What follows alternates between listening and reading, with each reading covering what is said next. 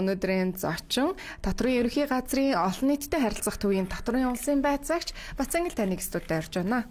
За бидний өнөөдрийн ярилцах сэдв бол аж ахуй нэгжийн орлогын албан татврын хөнгөлөлт ба хамрах хүрээ хуулийн заалтын талаар мэргэжилтэнтэйгээ ярих байгаа. Сайн байна уу та? Микрофон баг зэрэг өөртөө артуулаад суучих та. Болж байгаа. Жоохон амныхаа юм харцаа. Яг болж байна. Боллоо. Бидний урилгыг хүлээн авсанд их баярлалаа. Танд өдрийн мэндийг хүргэе. Өөрийгөө танилцуулаад гурлаа ярианд оръё. Баярлалаа өдрийн мэнд. Миний нэр Бацангил. Татврын ерөнхий газрын олон нийтэд харилцах төвийн Татврын улсын байцаагчаар ажилладаг.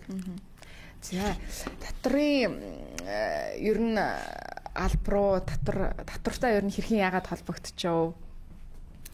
За ажлын гарааныхаа талаар сонирхмаар санагдсан. За ер нь бол миний хувьд бол энэ жил одоо жишээлбэл 28 дахь жилдээ багшийн ажил хийж байна. За. Хөдөө аж ахуйн сургууль, за тэгээд Монголын мэргэжсэн нэгтлэн бодгочдын институт гэж байгууллагуудад ер нь бол багшаар ажиллаж исэн. За тэгээд одоо татврын албанд бол ороод 1 жил болж байна. Тэгээд ер нь бол татврын ерөнхий газрын олон нийтэд харилцах төвд сургалтын чиглэлээр албан тушаалчдаг. За тэгэхээр шууд хэдүүлээ яриалгаа орё гэж бодлоо. Аж ахуйн нэгжийн орлогын албан татвараас одоо хөнгөлөх, чөлөөлөх энэ одоо тухай та шинжилсэн зүйл байна уу? Хуулийн заалтууд юу байна? Юу нь юу болоод байна? Шинэ сонин соргог мэдээлэл юу байна? Танилцуулаач. Тэгэхээр зэрэг бид нар хүн болгон татвар төлөх ёстой л гэдэг. Тэгээд татвар маань өөрөө бүгдэд шударга тэгш үйлчлэх ёстой гэдэг шүү дээ.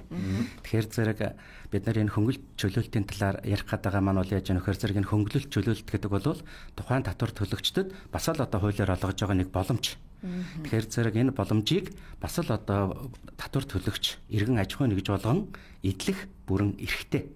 Тэгэхээр зэрэг магадгүй одоо зарим тохиолдолд бид нар чинь хууль тогтоомжийг бас бүрэн ашиглахгүй юм, судлахгүй юм тийм ээ одоо бас өөр зөндөө ажилттай учраас тэрэндээ одоо бас илүү анхаарад энэ хууль тогтоомжийг одоо дутуу судалдаг ч юм уу анхаарахгүй байх. Энээсээ болоод одоо тэр хуулиар олгогдсон одоо энэ хөнгөлөлт чөлөөлтүүдийг эдэлж чадахгүй ийм одоо аж ахуйн нэгж иргэд байна л да.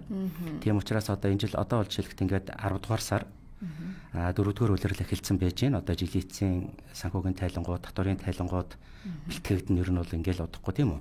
Тэгэхээр зэрэг энэ цаг үед одоо бид нар бас ер нь бол одоо энэ хуулиараа за энэ иргэн аж ахуйн нэгжүүдэд ямар одоо татврын боломжуудыг, татврын одоо хөнгөлөлт эдлэх боломжуудыг олгосон байдгийн бэ гэдгийг бас ер нь бас нэг ярилцсан зүйтэй авах гэж бодож байгаа юм. Тэгэхээр ер нь бол хуулиуд дээр татврын хөнгөлөлт чөлөөлтөд олон заалтай байдаг. Монгол улс чинь ер нь бол 30 төрлийн татвартай орно штэ. За 30 төрлийн татвар ерөнхий хууль заасны дагуу бол 30 төрлийн татвар байдаг. Гэхдээ энийг дотор нь 3 үндсэн бүлэгт ангилдаг. Нэгдүгээрт нь бол албан татвар. Яг одоо хуулиар ногдуулаад ямар нэгэн хариу төлбөргүйгээр улсын төсөвт өвлөрүүлж авч байгаа мөнгийг бол албан татвар гэж. Албан татварын хувьд бол Монгол улсад 13 төрлийн албан татвар байгаа юм. Жишээ нь юу яардаг вэ? За ингээл аж ахуйн одоо орлогын татварууд байж гин, хөрөнгийн татварууд байж гин, хэрэглэн суурилсан татварууд байж гин. Орлогын татварууд гэхтэл одоо аж ахуйн нэгжийн орлогын албан татвар, хүүхний орлогын албан татвар. За хөрөнгийн татвар гэхтэл одоо малын тоо толгойн албан татвар, үл хөдлөлийн хөрөнгийн албан татвар, автын өрөөрөө өгч хэрэгслийн албан татвар, за галт зэвсэг буюу бууны албан татвар гэдэл. За хэрэглэн суурилсан албан татвар гээл тэгэхээр нөөт одоо бидний хамгийн сайн мэддэг тийм ээ. Онцгой албан татвар, автоэнзийн дизель түлшний албан татвар гэх мэтлэнгийн нөгөө түрүүний нөгөө орлогын татвар, хөрөнгийн татвар хоёр бол нөгөө тухайн татвар төлөгч иргэнд шууд ногдуулаад тавьчихна. Чи ямар орлого олсон, ямар хөрөнгөтэй юм гээл. Гэтэл хэрэглэн суурилсан албан татвар маань бол хэрэглээгээр нөгөө хүнээс шууд авахгүй гэсэн үг. Нөөт ногдсон бараа ажил үйлчлэгээ худалдаж авч байгаа бол би нөөтийн татвар төлж ийн л гэсэн үг. Онцгой албан татвар ногдсон одоо арх тамхи суудлын автомашин худалдаж авч ивэл тэрүүгээрээ дамжуулаад би онцгой албан татвар төлж ийн л гэсэн үг. За машин унаад одоо автоэнзийн дизель төлж худалдаж аваад хэрэглэж байгаа бол тэр худалдаж авж байгаа үнэ дотор чинь бас онцгой албан татварын шингэсэн эдгээрийг бол бид нар хэрэглээгээр дамжуулаад төлж ийнэ гэсэн үг байхгүй тийм ээ. Тэгэхээр хоёр дахь үндсэн хэлбэр нь бол төлбөр. Татвар бол 13 төрлийн татвар байдаг гэсэн тийм ээ. Төлбөр хоёр дахь үндсэн хэлбэр нь бол төлбөр гэж юу хэлж байгаа нөхөр зэрэг төрийн мэдлийн өмч хөрөнгийг хэрэглэснийхаа төлөө иргэн аж ахуйн нэгжийн зүгээс одоо төлж байгаа мөнгө хөрөнгийг төлбөр гэж байгаа. Тэгэхээр зэрэг энэ тодорхой хэрэглээндээ төлж юм тийм ээ. Тухайлах юм бол одоо юу гэдгийг байгалийн одоо одоо жимс өв сургамал хэрэглэсний одоо байгалийн нөөц ашигласны төлбөр гэж байна. За ан амьтны нөөц ашигласны төлбөр, ус ашигласны төлбөр, агаар бохир дуусны төлбөр, за газар ашигласны төлбөрч гэдэг юм. Энэ бүгд чинь төрийн өмч үсттэй тийм ээ. Тэгвэл төрийн өмчийг одоо тухайн иргэн аж ахуйн нэгж хэрэглэснийхаа төлөө төлж байгаа бол энэ төлбөр. Энэ бол хэрэглэснийхаа төлөө төлж штэ. Монгол улсад бол 14 төрлийн төлбөр байдаг. 14 төрлийн төлбөр байж байгаа. За татварын 3 дахь хэлбэр бол хураамж. Хураамж гэдэг маань бол тухайн иргэн аж ахуйн нэгж маань төрөөс ямар нэгэн үйлчлэгээ авсныхаа төлөө төлж байгаа мөнгө хөрөнгийг хураамж гэж байгаа. Бид нар ингээд төрийн байгууллагуудаар очиод үйлчлүүлэхэд за бүртгэлийн хураамжаа төлөө дээр. За зөвшөөрлийн хураамжаа төлөө дээр гэдэг үстэй тий. Ямар нэг үйлчлэгээ авах гэрэл за нэг пассвортаа сунгахчих гэхээр хураамжаа төл. Тэгэхээр энэ үйл яаж өгөх хэр зэрэг төрөөс үйлчлэгээ авсныхаа төлөө төлж байгаа мөнгө хөрөнгө байх гэж штэ тийм ээ. Тэгэхээр Монголд бол 3 төрлийн хураамж ижидэг. Бүртгэлийн хураамж, зөвшөөрлийн хураамж, үйлчлэгээний хураамж гэдэг. За ингээд 13 төрлийн татвар, 14 төрлийн төлбөр, 3 төрлийн хураамж нийлээд татварын ерөнхий хууль дээр бол Монгол улс ингээд 30 төрлийн татвартай юм аа л гэдэг ингээд тодорхойлцсон юм байж байгаа. Тэгэхээр энэ бүх хуулиуд дээр яаж яах вэ гэхээр зэрэг тухайн татвар төлөгчдөд одоо тодорхой хэмжээний хөнгөлөлт, чөлөөлтийн зохицуултууд байж идэг. Тэгэхээр зэрэг хөнгөлөлт чөлөөлт гэдэг маань бол ерөөсө тухайлбал хөнгөлөлт гэдэг бол яах нь тухайн татвар төлөгчийн одоо нөгөө төлөх гэж байгаа ногдуулсан татварыг нь зарим хэсгийг нь буюу одоо бүгдийг нь бууруулах энэ хуулийн зохицуултыг бид нар хөнгөлөлт гэдэг. Хөнгөлөлт өөрөөр хэлэх юм бол тухайн татвар төлөгчдөд төлөх татварыг нь бууруулсан зохицуултууд байх гэж байна тийм ээ. Тэгэхээр зэрэг өнөөдрийн хувьд бол бид нар аж ахуйн нэгжийн орлогын албан татварын тухай хуулийн хөнгөлөлтийг ярих гэж одоо сонгож авсан шалтгаан нь юу вэ нөхөр зэрэг нийтдээ одоо энэ татварын хууль тогтоомжууд дээр нийт нэг 63 төрлийн хөнгөлөлт байдаг юм байна. Энэний 33 нь бол зөвхөн аж ахуйн нэгжийн орлогын албан татварын тухай хуулийн дээр байгаа байхгүй юу? Тэгэхээр зэрэг аж ахуйн нэгжүүдэд зориулсан хөнгөлөлт бол маш их болж таарах юм байна. Талаас илүү хөвөн байж тийм ээ. Тэгэхээр зэрэг энэ одоо аж ахуйн нэгжүүдэд зориулсан одоо хөнгөлтийн талаар өнөөдөр ярилцъя л гэж сонгосон байж байгаа. Чухал сэдв байх нь. Заримдаа бол энэ боломжийг бас нөгөө хараахан мэдэхгүй, мэдлэг байхгүй одоо мэдээгүй үгээс алдах боломжтой. Тэгэхээр татварын ерхий газар бол бас зөвлөн туслах үйлчлэгийг бас үзүүлж байгаараа илүүтэй иргэдэд ийм ойрхон ажиллаж байгаа юм болов уу гэж бас анзаараад байгаа. Тэгэхээр ер нь энэ аж ахуйн нэгжийн орлогын албан татвараас хөнгөлөх, чөлөөлөх хизээнээс одоо ийм хууль зохицуулалт явж эхэлсэн бол онцлог зүйлүүд нас юу байгаа вэ? Яг орчин цагийн татварын алба одоо 92 онд л үүссэн шүү дээ. Ер нь бол энэ үед л одоо анх татварын багц хууль гээл 5 хууль батлагдчихсэн. Энэ дотор одоо тухайн үед бол хүн амын орлогын албан татвар гэж нэрлэдэг байсан. Аж ахуйн нэгжийн орлогын албан татвар, за тэгээ худалдааны албан татвар гэдэг ингээд 5 хууль татварын ерөнхий хууль дээр нь юуны албан татвар гэдэг ингээд нэг 5 хууль л байсан.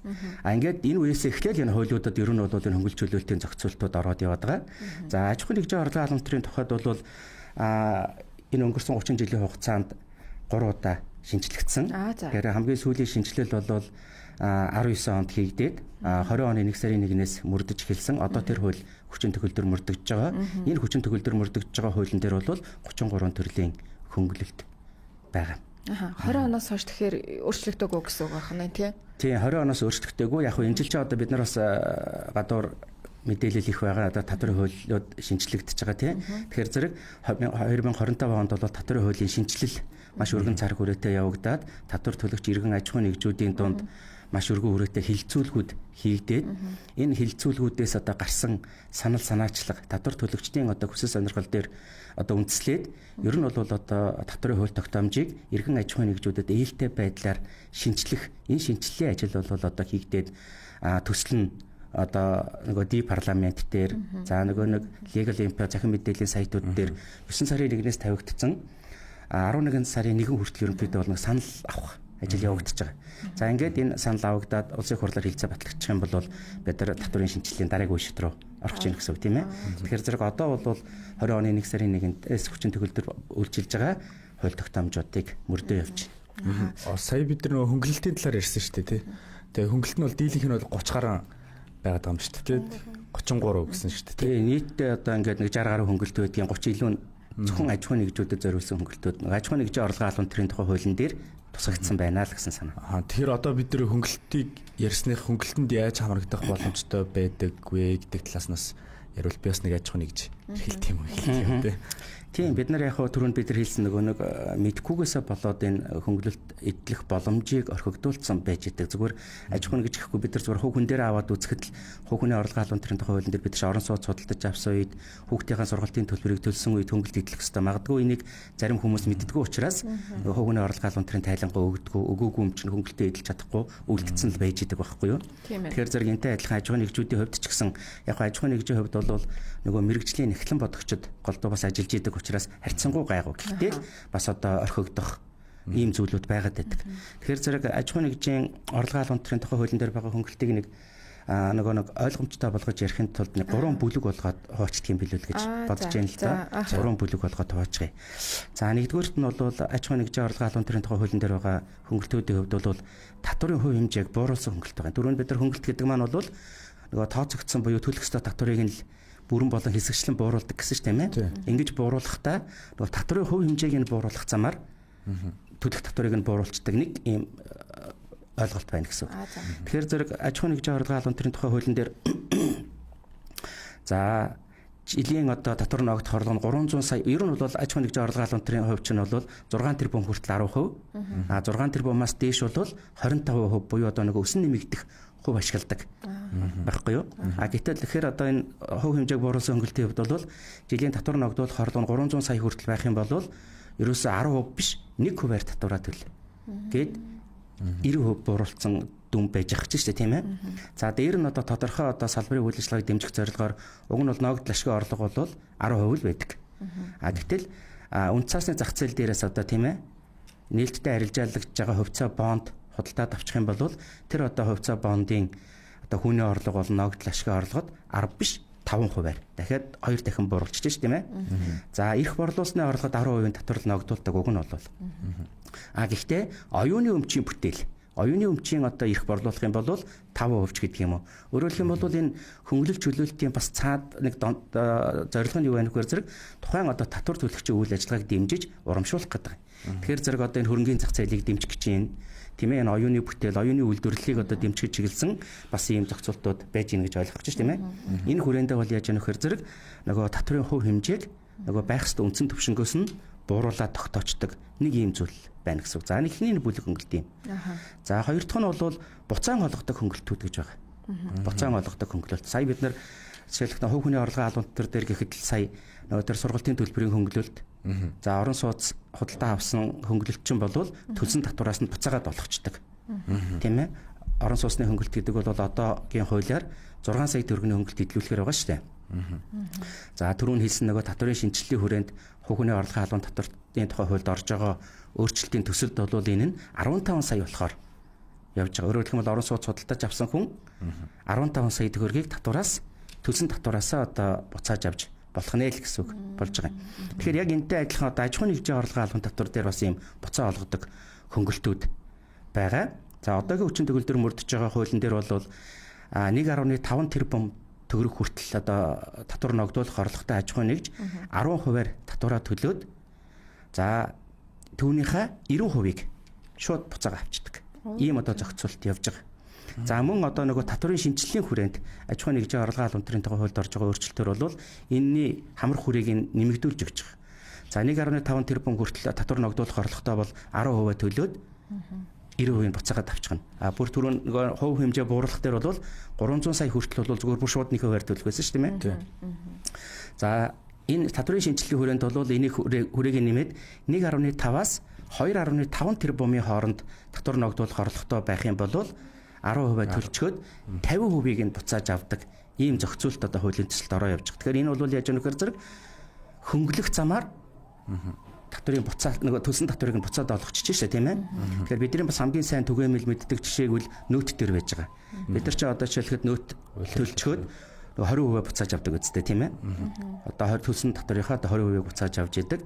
За бас энэ дээр зүгээр нэмэлтээр хэлэхэд бас одоо нөгөө нэмэгдсэн үртгэл албан төрийн тухай хуулинд орж байгаа өөрчлөлтөөр энэ буцаалтын хувь хэмжээг одоо нэмэгдүүлэх төсөл явж байгаа. Ашгүй дээ. Тийм тэгэхээр зэрэг одоо маш сайхан мэдээ байна. Тэр нь сарын одоо жишээлхэд иргэний худалдаа энэ иргэнд л олгодог буцаалт ч 20% нь бол тийм ээ. Тэгэхээр сарын худалдаа авалт нь 500 мянга дотор байх юм бол 500 мянга хүртэл төгрөгөнд төлсөн одоо худалдаа авалтынхаа нөөтийг 100% буцааж авдаг.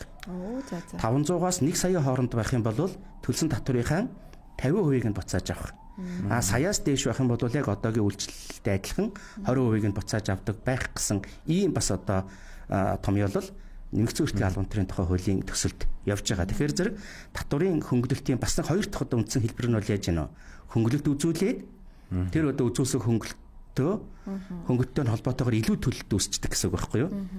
Тэгээд тэрнийг нь буцааж олгодог нэг ийм одоо бас хөнгөлөлтүүд байж байгаа. 3 дахь гэж бас байгаа үргэлжлүүлэл яриад тах уу? Яг сонирхолтой маш одоо сонирхолтой тайлбарлаж байгаа болохоор 3 дахь одоо энэ хөнгөлөлтийн нэг багц ойлголт нь бол нөгөө суурийг багасгадаг хөнгөлөлт байж байгаа. Суур гэдэг нь ер нь татварын суур гэдэг ойлголт байгаа. Тэгэхээр татварын суур гэж юу хэлдэг вэ гэхээр зэрэг яг одоо татварыг юунаас нь үндэслэж бодож авах гээд байгаа юм бэ гэдэг нь татварын суур гэхгүй юу? Суур гэж хэлдэг.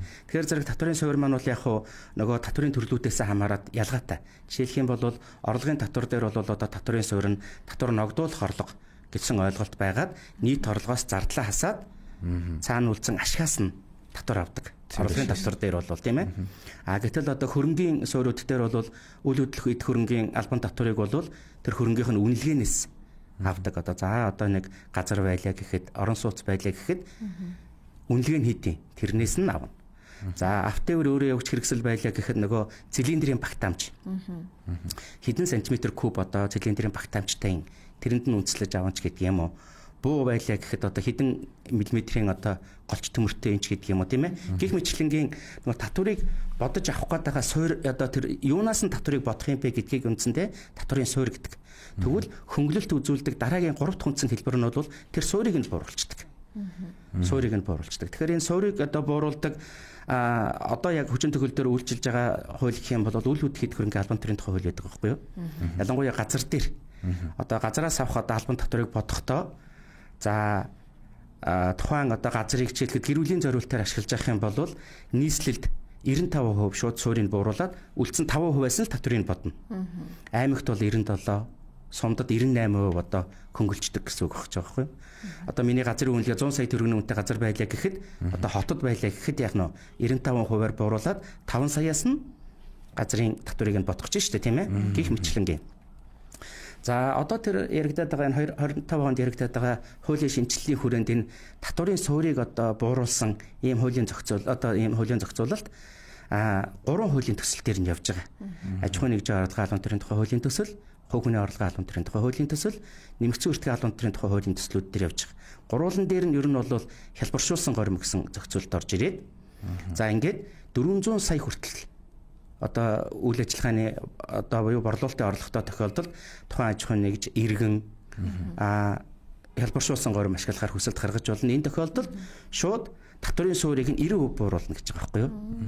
90% бууруулаад 10%-ийн одоо нөөт ногдуулна, 10%-ийн татвар ногдуулна. Тэгэхээр зэрэг үндсэндээ эн чинь яаж гинөө? Суурийг нь 90% бууруулчих чинь гэж чинь татварыг нь 10 дахин багасгачих чинь аа гэсэн үг болох ч шээ тийм ээ.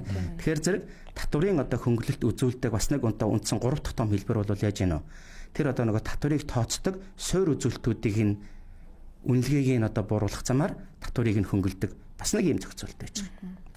Ер нь ямар байгууллагууд, албан байгууллагууд, тий аж ахуйн нэгж байгууллагууд энэ хөнгөлөлтүүдэд тий хамрагдах боломжтой байгаад байна вэ?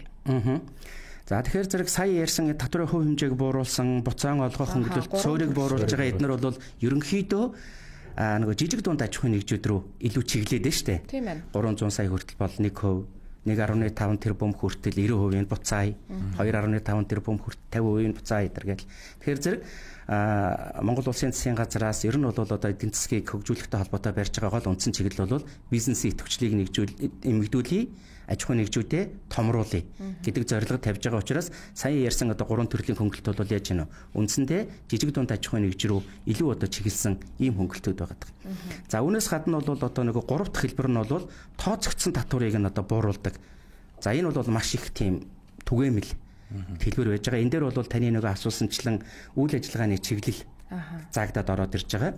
Тэгэхээр зэрэг тооцогдсон татварыг нь 50% одоо шууд бууруулан одоо зааж яна 100 сая төгрөгийн татвар төлөх юм байна. Гэхдээ 50%-ийг нь хөнгөлөе гэх гэж штэ. Тэгэхээр энэ дээр бол үндсэн нэг 5 чиглэлийг хуулийн дээр заагаад өгсөн. 5 чиглэлийн аж ахуйн гэсэн үг тийм ээ. Өөр тариа төмс хүнсний ногоо тариалж тэгээд борлуулж байгаа аж ахуйн нэгжүүд төмс хүнсний ногоо. Тий. За сүү. Жимс жимсгэн. Тижээлийн ургамал. За тэгээд дээр нь эрчимдсэн дахианы аж ахуйд үйлдвэрлэсэн дахианы мах. Махан бүтээгдэхүүн. Яг ийм одоо 5 чиглэлд үйл ажиллагаа явуулж байгаа аж ахуйн нэгжүүд бол яаж гэнэ вэ? 50% юм. Шууд одоо татвараа 50%-аар хөнгөлүүлнэ. За үйл ажиллагааны чиглэлийн хувьд энэ. За дээр нь нөгөө Улаанбаатар хотоос буюу одоо нийслэлээс аслагдсан байдалтай холбоотой хөнгөлөлтийг аж ахуйн нэгжүүд дэлгэрүүлдэг. Өөрөөр хэлбэл зах зээлээс холдоод байна шүү дээ, тийм ээ. Тэгэхээр энэтэй холбоотойгоор бас одоо тэр аслагдсан байдлын хөнгөлтүүдийг бас эзлүүлж байгаа. За 500-аас 1000-аас дээш километр аслагдсан байх юм бол яг нь шууд 90% хөнгөлдөг. 500-аас 1000-ийн хооронд аслагдсан байх юм бол 50%-ийн хөнгөлөлт эзлүүлдэг. Бас ийм зохицуулалт байж байгаа. Нөгөө Улаанбаатараас аслагдсан байдалтай холбоотойгоор байж шүү дээ. Хамгаалаад бас хамаараа. Тийм нөгөө зах зээлээс холдчихж шүү дээ. Нөгөө зах зээлийн идэвхжлээс холдчихж байгаа учраас энүүнд нь үндэслээд бол яаж гинэ бас ийм хөнгөлт үзүүлж байна. Нөгөө талаас энэ маань бол яаж гинэ бас нөгөө төвлөрлийг сааруулах бодлогын хүрээнд хийгдээд байгаа байхгүй тийм ээ. Тийм ээ. За дээр нь хөгжлийн бэрхшээлтэй иргэдийн одоо тэр нөгөө нийгэмд одоо оролцоог нэмэгдүүлэхийн тулд тийм ээ тэдгээрийн одоо орлогыг хамгаалахын тулд хувь хүний орлогын халуунтар дээр бол жишээлхэд бүр хөгжлийн бэрхшээлтэй иргэний олсон орлогыг татвараас бүрэн чөлөөлдөг. Бүр хөнгөлөх биш. Чөлөөлнө. Чөлөөлнө гэдэг чинь бол ерөөсөө тэр хүн тэр төрлийн татварыг төлөхгүй гэсэн үг байхгүй юу? Гэтэл хөнгөлөлт гэдэг бол ямар нэгэн байдлаар төлнө. Төлөх татварыг нь л бүрэн юм уу хэсэгчсэн байдлаар багасгсан дүнгээр төлөх тухай асуудал байж штэ. Чөлөөлнө гэдэг бол ерөөсөө тэр төрлийн харилцаанд орохгүй л гэсэн санаа. Тэгэхээр хөгжлийн бэрхшээлтэй иргэнийг бол хувь хүний орлогын халуунтар дээр бүрэн чөлөөлждөг. Тэгвэл аж ахуйн нэгжийн орлогын халуунтарын тухай хууль дээр тэр хөгжлийн бэрхшээлтэй иргэнийг ажилуулж байгаа ажлын байраар хангаж байгаа аж ахуйн нэгжид бас татварын бодлогоор дэмжлэг үзүүлдэг. Хоёр төрлийн одоо үндсэн дэмжлэг байж байгаа. Нэгдүгээрт нь бол 25-аас дээш ажилтнтай. Тэгээд нийт ажилчдынх нь 3.2-оос дээш нь хэрэг хөгжлийн бэрхшээлтэй иргэн ажилуулж явах юм бол 3.2-оос дээш. Тийм. Тэгэхээр зэрэг тухайн аж ахуйн нэгжиг бол татвараас бүрэн хөнгөлдөг. Хөнгөлнө, чөлөөлнө, хөнгөлж ин тий. Гэхдээ төлөхгүй. Гэхдээ тайлан байлангаа гаргаад ингээл явна гэсэн санаа тийм ээ. За дээр нь за аж ахуйн нэгж болгоод ингээл 3.2-оос дээш ч юм уу хөгжлийн бэрхшээлтэй иргэн ажилуулах боломжгүй шүү дээ нэг талаасаа. Тийм шүү дээ. Тэгэхээр зэрэг дараагийн хөнгөлтөнд юу вэ нөхөр зэрэг нийт ажилчдын дотор хөдөлмөрийн чадвараа 50 ба түүнээс дээш хувиар алдсан хөгжлийн бэрхшээлтэй иргэн хэд байна? Тэр хувь хэмжээгээр бас татварыг шууд хөнгөлдөг. За би нэг 10 ажилтнтай. 10 ажилтны маань 2 нь хөгжлийн бэрхшээлтэй иргэн байлаа гэх юм бол миний нийт ажилчдын 20% болж гинөө.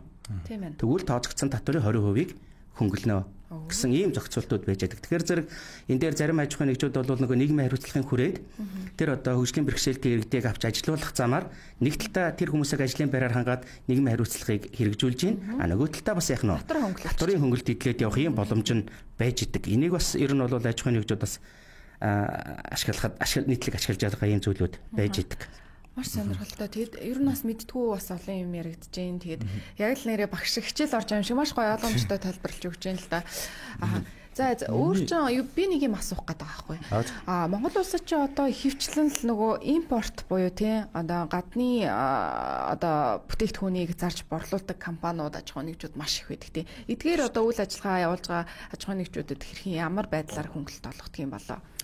Тийм яг худалдаа гэсэн үг л дээ. Тэгэхээр ер нь бол манай Монгол улс чинь бол яг ерөөд импортоос их хамааралтай. Тэгээд ер нь бол эдийн засгийн хувьд бие даасан хараат тус байх байдлын хүрээнд бид нар мэдээж импортыг аль болох багасгахын тулд яг нь манай үндэсний аж ахуйн нэгжүүд импортыг орлох бүтээгдэхүүнүүдийг өөрсдөө дотооддоо үйлдвэрлэдэг болох ийм шаардлага хэрэгцээ үүсэж байна гэсэн үг шүү дээ. Тэгэхээр зэрэг энэ талд нь татварын дэмжлэгүүд нь явж гин гэсэн. Өөрөөр хэлэх юм бол импортыг одоо орлсон бүтээгдэхүүн импортыг орлох бүтээгдэхүүн үйлдвэрлэх нөгөө талаасаа экспортод бүтээгдэхүүн гаргана гэдэг чинь бид нь гаднаас нөгөө валютын урсгалыг оруулж ирнэ гэсэн үг шүү дээ, тий.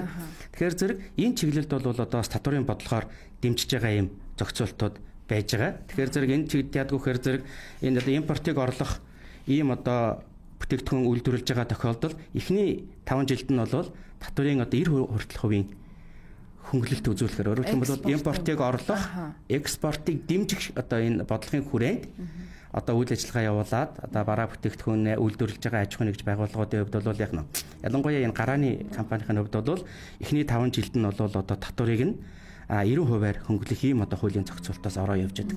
Энэ яаж нөхөр зэрэг ерөөсөө тэр эдийн засгийн хараат тус байдлыг л бас одоо бий болгохын тулд өөрсдөө дотооддоо үйлдвэрлэдэг болох тэр одоо үйлдвэрлэгчдийн сонирхлыг дэмжиж чиглэсэн ийм хөнгөлтийн бодлогод байж гэнэ гэсэн. Тэгэхээр яг иймэрхүү тодорхой одоо салбарын үйл ажиллагааг дэмжиж чиглэсэн тодорхой одоо ийм одоо хөнгөлтийн зохицуултуудын аж ахуйн нэгжийн орлогын албан тушаалын тухай хуулинд маш олон байж байгаа. Тэгэхээр яг импортын одоо буюу гадаад худалдааны одоо аж ахуйн нэгжийн байгууллагуудад бол хараахан тийм хөнгөлтүүд бол байхгүй гэж ойлгоход болох уу? Тийм, ер нь яг нэг тусгаалan тийм хөнгөлт байхгүй. Яг тэгэхээр бид нар чинь импортоос хамааралтай баймааргүй биш үү? Тэгэхээр эсвэргээрээ тэр импортыг орлого бүтээгдэхүүн үйлдвэрлэж байгаа аж ахуйн нэгжүүдэд нь дэмжлэг үзүүлье. Экспортод бараа бүтээгдэхүүн гаргаж байгаа аж ахуйн нэгжид нь дэмжлэг үзүүлье. Болж игэл бид нар импортоос хамааралгүй болмоор л биш үү? Ер нь бол тийм мэдээж бас 100% хамааралгүй болно гэх боломжгүй. Гэхдээ яг маш одоо зүг зүйлийг бол ярьж байна л да. Ер нь бол аж ахуйн нэгж байгууллагуудын алдаад байгаа зүйл юун дээр харагддаг вэ? Таны харж байгаа. Тэг яг энэ татврын хууль тогтоомжуудад бас ер нь бол ингээд аж ахуйн нэгжүүдэд хэрхэн яаж дэмжих вэ? Иргэн аж ахуйн нэгж татвар төлөгчдөөс ирүүлж байгаа саналын хүрээнд одоо тийм ээ яаж дэмжих вэ гэдэг бодлогын хүрээнд бол хөнгөлөлт чөлөөлтийн нэмэлт заалтууд ингээд ороод явж байдаг. Бид нар бол нөгөө зарим тохиолдолд энийг бас нөгөө олж хараагүй гэсэн бол хоцорчдаг гэдэг гэж байгаа тийм ээ. Жишээлх юм бол одоо сүүлийн үед бол энэ нөгөө гэр хорооллыг орон суучлалттай холбоотой, Улаанбаатар хотын нөгөө төвлөрлийг сааруулахтай холбоотой, цахилгаан эрчим хүчний их үүсвэрийг нэмэгдүүлэхтэй холбоотой ч гэдэг юм уу те. Энэ зохицуултуудын хүрээнд бас аж ахуйн нэгжийн орлогын албан тушаалын тухай хуулинд хөнгөлтийн тодорхой зохицуултууд ороод байгаа байхгүй юу? Тэгэхээр зэрэг энэ чиглэлд бас үйл ажиллагаа явуулж байгаа аж ахуйн нэгжүүд бас энэ дээр анхаамраар юм шиг байгаа.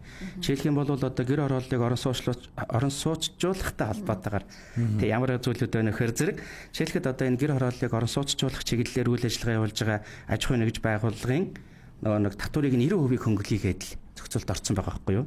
Тийм ээ. Тэгэхээр зэрэг одоо энэ нэг бас одоо энэ чиглэлийн үйл ажиллагаа явуулж байгаа компаниуд ашигламаар байна. Улаанбаатар хотын нөгөө төвлөрлийг сармөгжуулахтай холбоотойгоор жишээлхэд одоо аж ахуйн нэгж байгууллагууд маань Баг нуур, Баг хангаа, Налаах дүүрэг, Дархан, Эрдэнэтэд нөгөө Эрдэнэт гэ би хэлчихлээ Орхон аймаг гэж богн бол тийм. Эрдэнэтэд одоо юу гэдгийг бүтээн байгуулалтууд хийх тийм ээ. Одоо энэ тохиолдолд бол одоо үе шаттайгаар жишээлхэд одоо юу гэдэг 24-өөс 26 онд бол 50%-аар, 27-оос 29 онд бол 20%-аар одоо үе шаттайгаар одоо хөнгөлтүүд орцсон. За мөн одоо энэ Баг нуур, Баг хангаа, Налаах дүүрэг рүү ажилчтай гаргаад одоо нийтийн орон сууц дээр барьж яасан тохиолдол бас одоо татврын хөнгөлт үзүүлэхээр за цахилгаан эрчим хүчний одоо их үүсвэрийг нэмэгдүүлэхтэй холбоотойгоор одоо 50-аас 90% хөнгөлөлт үзүүлэхээр одоо хуулийн заалтууд бас ороод явж байгаа ийм зүйл байна. Спортын салбарт ч гэдэм үү тийм урлаг уран сайхны салбарт бас санхүүжилт олгосноор бас татвараас одоо хөнгөлөгдөх боломжтой гэдэг нэг уншиж ирсэн юм а. Энэний бас та зохицуултыг хуулийг бас яриад өгвөл энэ хэрхэн одоо энэ аж ахуйн нэгжийн орлогын албан татвараас хөнгөвчлөх чөлөөлөхтэй холбогдох боломжтой холбогдож байгаа вэ? Эсвэл холбогдохгүй байна уу? Холбогдож байгаа. Та зөв ойлголттой байна. Тэгэхээр зэрэг 24 оны 8 сард аж ахуйн нэгжийн орлогын албан тушаалын тухай хуулинд нэг нэмэлт өөрчлөлт орсон. За аж ахуйн нэгжүүд за энэ манай салбарынхан бол 22.9 гэж ярихаар айгуу сайн ойлгоод байгаа юм. 22.9-р заалт. Тэгэхээр зэрэг нь 22.9-р заалт нь бол яг таны хэлсэнчлэн аж ахуйн нэгж байгууллага маань нөгөө нийгмийн хариуцлагын хүрээнд өөрийн одоо үндсэн үйл ажиллагаатай холбоогүй. Гэтэ одоо нийгмийн хариуцлагын хүрээнд бол ямар нэгэн одоо хандив тусламж хөрөнгө оруулалт хийсэн тохиолдолд за энэ нь бол одоо борлуулалтын орлогын 1% тэнцэх хэмжээний татврын хөнгөлөлт эдлүүлэхээр одоо маш том зохицуулт орсон. Энэ бол одоо нэг аж ахуйн нэгжүүдийн хувьд бол маш том боломж байгаа байхгүй. Ер нь бол уг нь бол нөгөө татвар гэдэг маань төсвийн орлогыг бүрдүүлээд нөгөө төсвийн орлогоор цуглуулсан мөнгөийг чинь одоо нэг улсын хурал дээр одоо яг төсөв баталж штэ. Төсвөө батлаад одоо тэр төсөв батлагдсан төсвийн дагуу бид нар зарцуулж явах хэрэгтэй байдаг. Тэгэхээр зэрэг зүйн бол одоо нөгөө татвар төлөгч иргэн аж ахуйн нэгж одоо аж ахуйн нэгж маань бол тэр одоо нөгөө төсвийн зарцуулалтанд ерөөсөө оролцоогүй л биш дээ уг нь бол тийм ээ. Зөвхөн одоо төсөв бүрдүүлэхэд төсвийн орлого төвлөрүүлэхэд л оролцож. А гэтэл одоо энэ 22.9 гэдэг энэ заалт бол яаж байна вэ? Тэр татвар төлөгч аж ахуйн нэгжийг төсвийн зарцуулалтын тодорхой хэсэгт нь бас өөрөө нийгмийн хариуцлагын хүрээнд оролцох боломжийг л яг үнэндээ бий болгочихж байгаа байхгүй юу? Тэгэхээр зэрэг энэ 22.9 дээр бол үндсэндээ нэг 11 чиглэл зааж өгсөн. За. 11 чиглэл зааж өгөөд энд нь бол нөгөө түрүүний таны хэлсэнчлэн нөгөө соёл, урлаг, спорт дундаа бол дандаа нөгөө олимпийн төрлийн спорт гэдэг байгаа шүү дээ. За тэгэл одоо их дээд сургууль, суралцах сургуулийн төлбөрийн тэтгэлэг, за эрүүл мэндийн чиглэлээр, байгаль орчин тий. За ингээл одоо цахим хөгжил, гэр бүлийн чиглэлээр ингээ 11 чиглэлээр нийгмийн хариуцлагын хүрээнд хөрөнгө оруулалт хийх. За хандив тусламж өгсөн тохиолдолд борлуулалтын орлогын 1% тэнцэх хэмжээний одоо татврын хөнгөлөлт идэх боломжийг заагаад өгсөн. За энэ заалттай холбоотойгоор татварын ерөнхий газраас бас энэ заалтыг яаж хэрэгжүүлэх үү гэдэг зөвлөмж гарсан. За энэ маань өөрөө нөгөө нэлээд өргөн ойлголт учраас бас одоо энэ дээр бол одоо нөгөө салбар яамдууд ямар хөрөнгө оруулалт, ямар одоо тусламж дэмжлэг байвал энэ хүнд одоо оруулсныг бас одоо энэ хөнгөлтөнд хамруулж тооцох. Энийг ч бас ингэж нэг зааглаж жормолж өгөхгүй бол энэ чинь бас болохоо яж штэ тийм. Бүгд л одоо хөнгөлт рүү орчих гэх юм. Тэгэхээр зэрэг одоо санхүүгийн тусламж дэмжлэгийн хувьд бол одоо харилцаа хамааралгүй байх ёстой ч гэдэг юм уу тийм. За нөгөө нэг спортын болон эрүүл мэндийн барилга байгууламжид төр байлаа гэхэд ямар чанар стандартын шаардлага хангасан байх ёстой юм. За тэр одоо нөгөө үзүүлж байгаа одоо ялангуяа одоо нөгөө нэг илэгдэл тооцдог үндсэн хөрөнгөнд оруулж байгаа хөрөнгө оруулалт тэдний хувьд бол ямар байвал тэр чинь бас нөгөө бид нар чинь ирээдүйд нөгөө ашиглаж үр ашигыг нь гаргах гэж байгаа учраас үр ашигтай байх хэрэгтэй өстэй тийм ээ. Энэ дээр одоо салбарын шаардлагууд тавигдаад 10 яам болол одоо энэ дээр тусгайлсан одоо шаардлагууд стандартын одоо нөхцлүүдэд журмалцсан. За ингээд энэ одоо журмалсан хүрээнд нь одоо аж ахуйн нэгж байгууллагууд санхүүгийн тусламж дэмжлэг үзүүлсэн тохиолдолд борлуулалтын орлогын 1% тэнцэх хэмжээний татварын хөнгөлтийг одоо энэ жилээс шууд эдлээд эхэлж байгаа. Тэрэнд нь бол одоо нэг спортын чиглэл дээр бол нэг олимпийн төрлийн спортуудад дэргээл байж байгаа гэсэн. Гялхан нэг юм асуугаадах уу? Манай үзэгчээс ирсэн байна. Хувь хүний орлогын албан татвар төлөгч болохын тулд яах ёстой байдаг вэ? Сард хэдэн төгрөг төлдөг вэ гэсэн асуулт ирсэн байна. Тийм. Хувь хүний орлогын албан татвар төлөгч болохын тулд төлөгч болох гэдэг ойлголт байхгүй. Өөрөөр хэлэх юм бол хувь хүн одоо орлого олж байгаа бол тэр хүн орлогоосоо татвар төлнө. Тэгэхээр зэрэг хувь хүний орлогын албан татвар дээр бол хэд хэдэн төрлийн орлогоос төлдөг. Цалин түнтэй адилхан орлогоос. Та одоо аж ахуйн нэгж байгууллагатай хөдөлмөрийн гэрээ байгуулад тийм ээ нэг бол ажил гүйцэтгэх хөлсөөр ажиллах гэрээ байгуулад тэндээс одоо цалин урамшуул авж байгаа бол тэндээсээ төлнө. За хоёрдугаарт нь бол одоо хувь хүн үйл ажиллагаа явуулаад орлого олж болно тийм ээ. Биедан одоо үйл ажиллагаа явуулаад орлого олж болно. Одоо төмс хүнсний ногоо тарихч гэдэг юм уу. Одоо урлагийнхан, бөхчүүд эдэргээл спортынхан тий. Дээр нь одоо зохиолч эдэргээл бас одоо үйл ажиллагаа явуулаад орлого олох юм бол эндээсээ татвараа төлнө. За хөрөнгөний татварууд байж гин хөрөнгнөөсөө үйл хөдлөх хөрөнгө өмчлөдөг бол татвараа төлж гин. Тийм ээ. Тээвэр өөрөө өгч хэрэгсэлтэй бол татвараа төлж гин ч гэдэг юм уу тийм үү. Тэгэхээр зэрэг ерөөсөө хувь хүн бол ингээд нийгмийн харилцаанд ороод тодорхой хэмжээний орлого олж байгаа бол шууд өөр автоматар татвар төлөгч болно. Тэгэхээр зэрэг нөгөө татвар төлөгчөөр бүртгүүлэх гэдэг ойлголт үндсэндээ байхгүй болчихж штэ тийм ээ. Тэгэхээр зэрэг хувь хүний хувьд бол тэр үйл ажиллагааны орлогоос төлдөг татвараа бол өөрөө тодорхойлж төлнө. Ягаад тэгэхээр таныг ямар орлого олсон, ямар зардал гарсан гэдгээ тодорхойлоод нэг ашгаасаа дандаа төлдөг учраас. Бусад орлогууд бол үндсэндээ дандаа суудхан төлөгч аваад төлждөг. Танд цалин олгож байгаа аж ахуй нэгж цалингаас чинь суудгаал авчихна. Та янз бүрийн одоо уралдаан тэмцээнд ороод шагнал урамшуул авсан бол тэгээд шагнал урамшууллаас чинь олгохдоо 5% нь суудгаж аваад өгчихнэ. За одоо юу гэдгийг нэг хонжурт суглаа моглоон тожлоо гэх юм бол тэрнээс 40% татвартай тий. Тэр одоо суглааны хонжурыг олгохдоо тэндээс нь одоо 40% татварыг нь тэр суудхан төлөгч тэр нэг зохион байгуулж байгаа аж ахуйн нэгж наваад төлчихнэ. Харин хувь хүн өөрөө тодорхойлж төлдөг татвар гэх юм бол ганцхан үйл ажиллагааныхаа орлогоос л орлогоо ямар орлого олсон, тэр орлогыг олохын тулд ямар зардал гаргасан, за зөрүүд нь би одоо тийм ямар хэмжээний ашиг олсон гэдгээсээ өөрөө тодорхойлж татвараад байна. Бас нэг юм асууж явуулчлаарай. Нэлээд сунжижл. Сайн нөгөө сурлагын хүүхдийн сургуулийн төлбөрөөс бас нэг юм яриа явуулсан. Тийм тэрний талаараас нэг жоохон дэлгэрүүлээд ярьчих болох уу? Тийм. Тэгэхээр зэрэг хувь хүний орлогын албан төрийн тухай хуулийн дээр байгаа энэ бол. Тэгэхээр зэрэг өөрийн төрсөн, үрчилж авсан, асрамд дэмжлэгт байгаа одоо хүүхдийн ихтэй сургуулийн сургалтын төлбөр тийм ээ. Мэргэжлийн одоо дунд сургууль орохгүй шүү. Тийм. Ихтэй сургууль болон одоо дээд тийм одоо төлсөн сургалтын төлбөр төлдөг штеп бид нар ч одоо тийм үү. Тэгвэл энэ одоо сургалтын төлбөрт төлсөн мөнгөндөө татварын хөнгөлт эдэлж байгаа. Тэгэхээр бид нар чинь жил болгоны эцэст хувь хүний орлогын албан төрийн тайлан Т06 гэж тайлан байдаг л да. Энэ тайлан дээр тухайн жилд одоо сургалтын төлбөрт хэдэн төгрөг төлсөн бэ гэдгээ тайлагнаад за яг нөгөө мэдээж цаад байгууллагаас төлбөр төлсөн баримтат дээр юм баталгаажуулна тийм үү. Ингээд энэний 10% тэнцэх хэмжээний татварын хөнгөлтийг өөрийнхөө төлсөн татварын дүнд багтаагаад буцаагаад авдаг. Тэгэхээр одоо би бол жишээлхэд оюутантай байхгүй юу? За. Жилдээ нэг 6 орчим сая төгрөгийн сургалтын төлбөр төлөөд байдаг. Тэгээд л одоо би жилийн эцэст тайлангаа гаргаж өгөөл. Тэгээд одоо ер нь бол энэ татварын буцаа олголтууд бол дараагийн татварын жилийн 2 дугаар улиралд голдоо ордог гэнэ 4 сард одоо тэр сургалтын төлбөрт төлсөн мөнгөний манайг 10% тэнцэх мөнгө эргээл ороод ирдэг байхгүй юу? Тийм 600 орчим мянган төгрөг эргээл ороод ирдэг. Энэний тулд яг хөөр зэрэг би тэр татварын тайлангаа гаргаж өгөх ёстой. Татварын тайлангаа гаргаж өгөхгүй бол мэдээж тэр хөнгөлтийг идэх боломжгүй байхгүй. Тийм учраас одоо энэ хөнгөлт идлээ гэж байгаа хүмүүс маань одоо хэрвээ энэ хөнгөлт идлэх боломжтой болвол за би татварын тайлан бэлтгэх ёстой юм биш үү гэдгийг бас ер нь бол анхаарах ёстой. Тэгэхээр зэрэг одоо энэ бид нар чинь ялангуяа энэ цар тахлын дараа бол энэ хиймэл оюун ухааны салбар амар хөгжиж байна. Бид нар бол их цахимжиж байна тийм үү? Ерөөсөө л энэ бүхэлдээ дэлхийг цахим арга зүйд сургачлаа шүү дээ. Энтэй холбоотойгоор сүүлийн үед бол энэ big data хиймэл оюун ухаан гэж ярьж байгаа. Энтэй холбоотойгоор татварын алба ч гэсэн маш их цахимжсан ер нь бол.